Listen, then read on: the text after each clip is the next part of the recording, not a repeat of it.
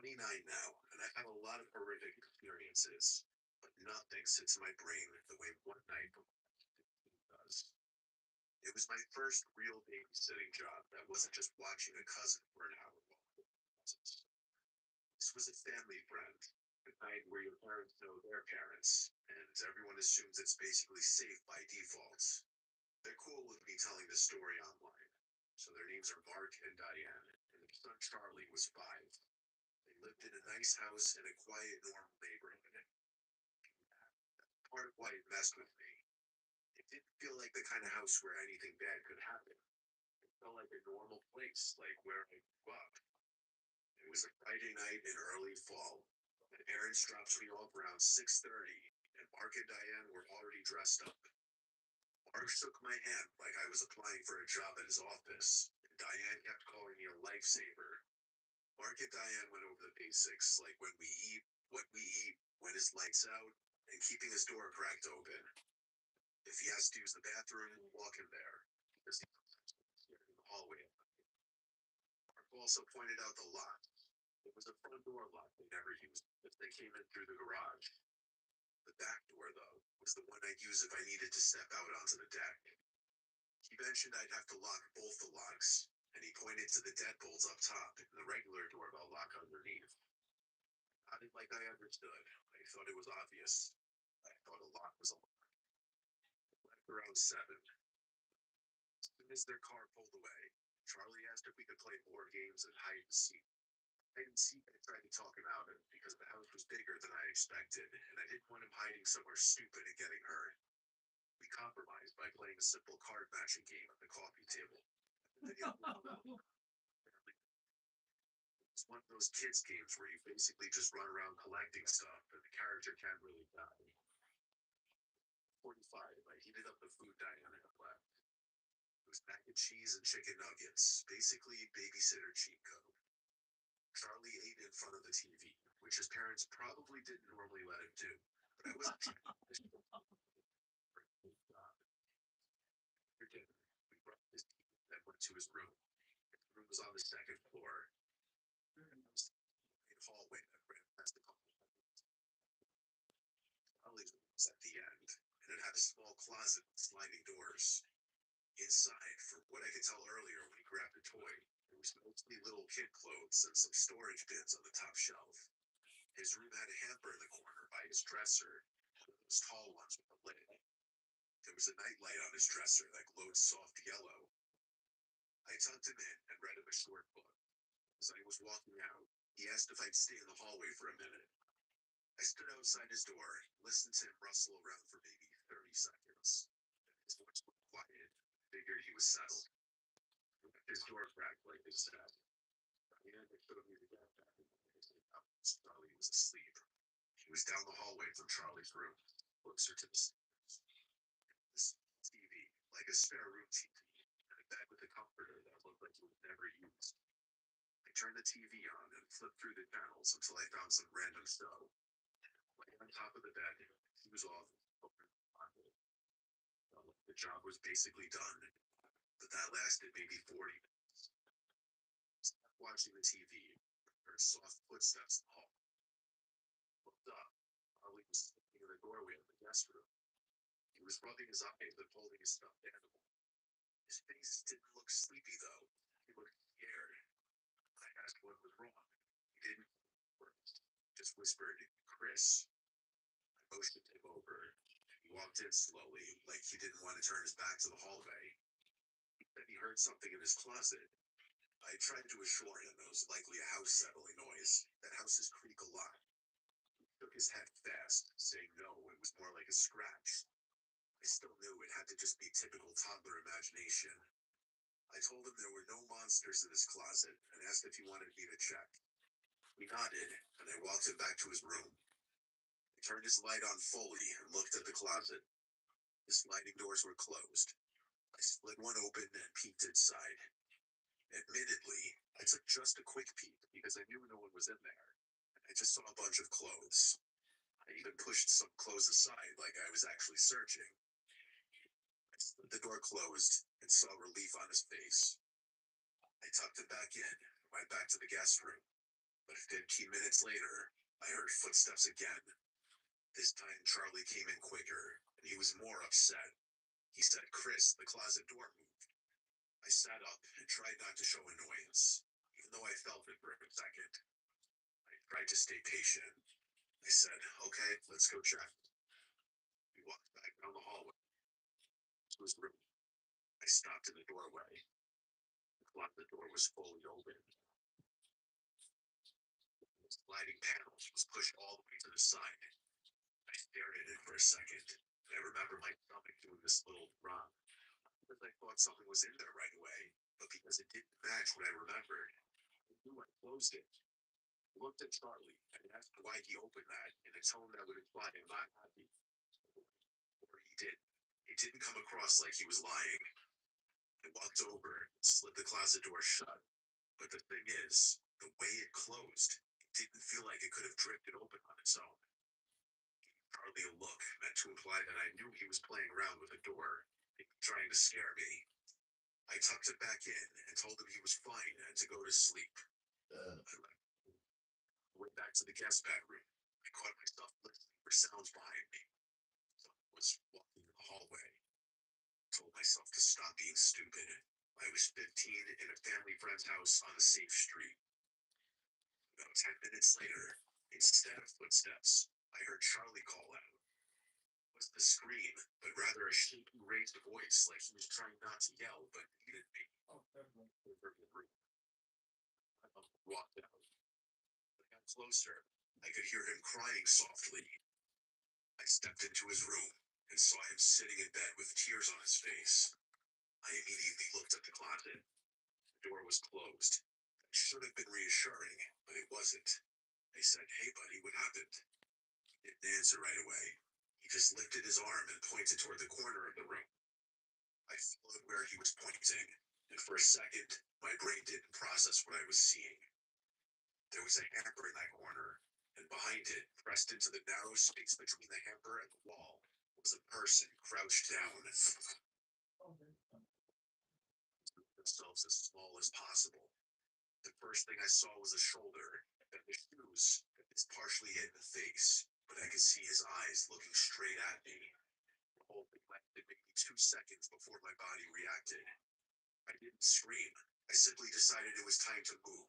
So I grabbed Charlie with both arms, yanked him out of bed, picked him up like he weighed nothing. Back toward the door, keeping my eyes off that corner. The person surprisingly didn't move at first. They stayed crouched, as if they stayed still enough we'd forget he was there. I ran us toward the guest room and locked the door. To keep Charlie quiet as I called 911. I told the operator there was someone in the house. I gave the address and said I was babysitting, and there was a man in the kids' room. The operator asked if the intruder had a weapon. I said I didn't know. She asked if we were safe. I said we were locked in a bedroom upstairs. She told me to stay on the line. I kept expecting the doorknob to start turning or expecting the door to shake. The operator kept talking to me to keep me calm. Describe the person. I couldn't. All I could say was I saw the person's eyes hidden behind a hamper. The eventual sound of distant sirens getting closer was the first time I was ever relieved to hear police sirens in my life. The operator told me to wait until an officer came to my door and identified themselves. Finally came upstairs. One of them knocked and said, "Chris," because I guess dispatch had my name. I unlocked the door and opened it, and two officers were there with flashlights. They looked past me into the room, then at Charlie.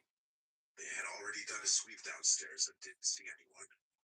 They didn't have to kick the door down because the front door was wide open. It's every possible hiding spot in the house. Whatever it was that left. They said based on the timeline, he probably slipped out fast when I ran down the stairs out the front door. I arrived to the police cars outside and officers in their living room. A lot of emotions filled the room for sure. Mark asked me questions I couldn't really answer, just like the police did. The cop asked about the locks and entry points. Mark immediately went to the back door and checked it. I followed because I felt like I needed to see. The deadbolt at the top was unlocked. Mark looked at me and asked, "Did you lock both locks like I said?" I said. I locked the bottom one. That the bottom one pops and the knob gets jiggled. That's why he told me both. He wasn't raising his voice, but I knew he was upset. However, he didn't stay upset for long and was grateful I saved Charlie from danger. The worst part is thinking about what would have happened if Charlie hadn't come to get me. If he stayed in his room while the person was in there. Or if I'd been downstairs messing around on my phone, not paying attention. Or if I told Charlie to go back to bed without checking. So to parents or babysitters or anyone out there who takes care of kids, don't always dismiss the things they say as just their imagination.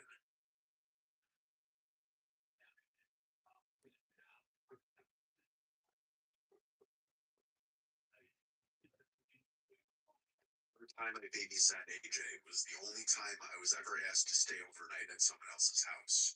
And it's also the last time I ever babysat for anyone at all. I was 17, a senior in high school, and I had already watched AJ twice before. He was quiet, and the kind of kid who didn't really look at you when you talked to him. The first time I met his mom, she told me he was a loner and mostly kept to himself. Too much interaction. Like it was a good thing. Like it meant the job would be easy. And honestly, the first two times kind of were.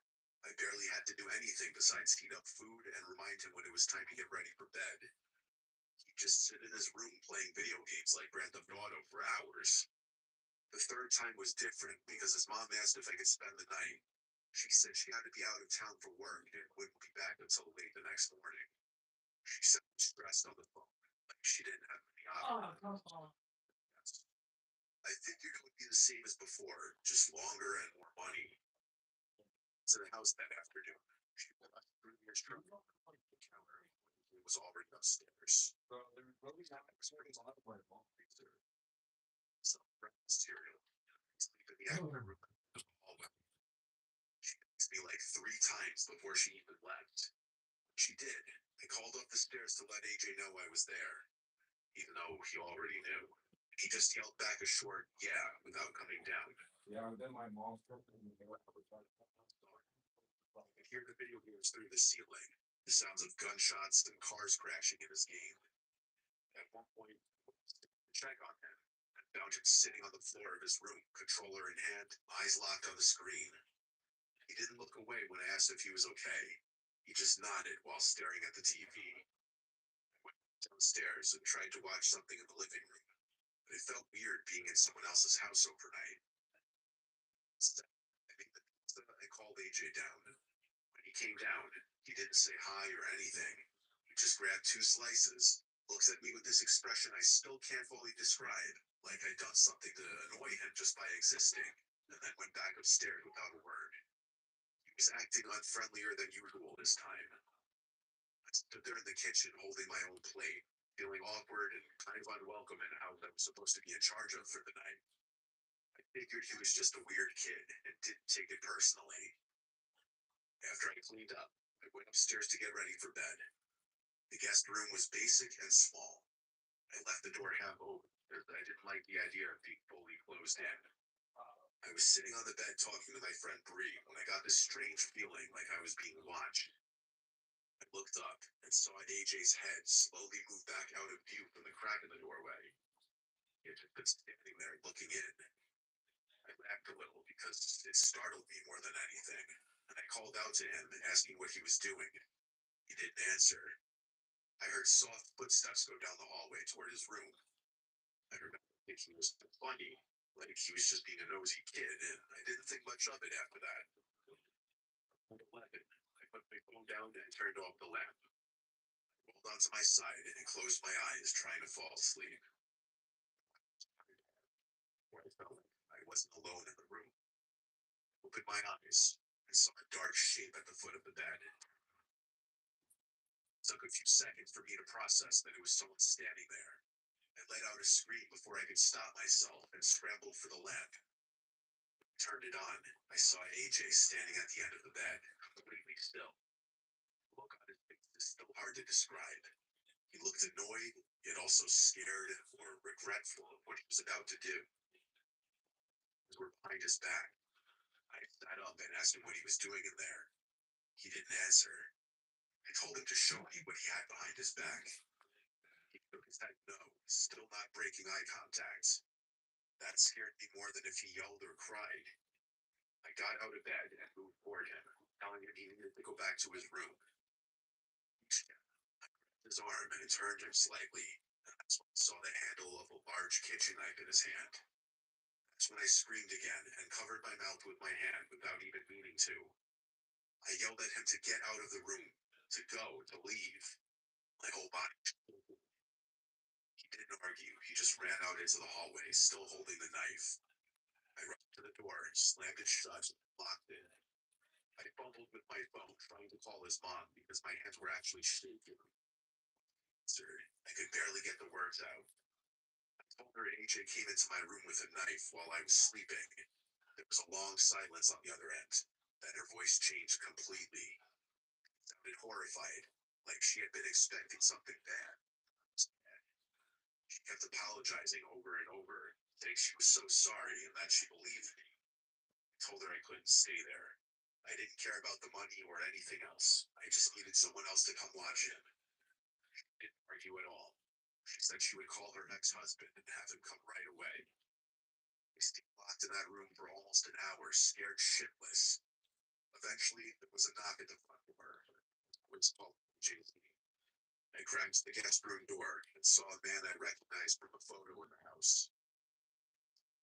All over AJ's room without saying much to me. I grabbed my bag, walked past them without looking into AJ's room, and left the house as fast as I could. His mom sent me the money through Venmo later that night. Another long apology. I never went out there. Never even babysat for another family after that.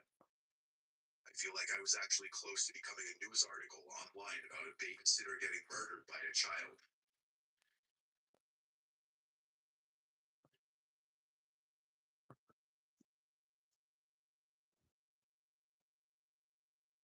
I was 21 when my sister asked me to watch her kids overnight while she and her husband went to a wedding a few hours away.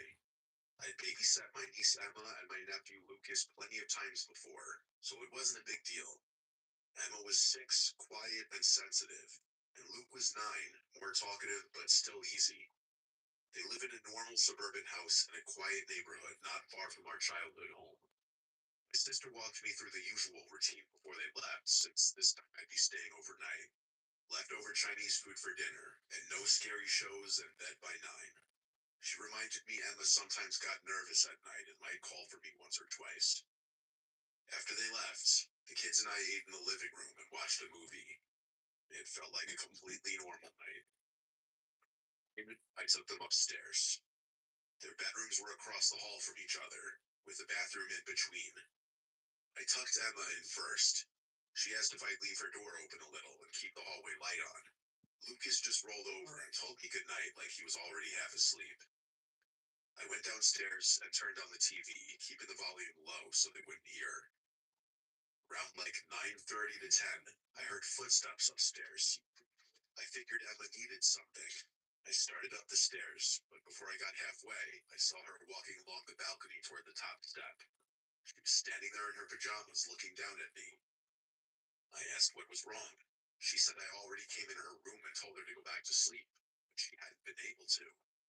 I stopped on the stairs and told her I hadn't been upstairs since I put them to bed. She thought I was joking at first. She said I stood in her doorway a few minutes ago and told her everything was fine in a whisper.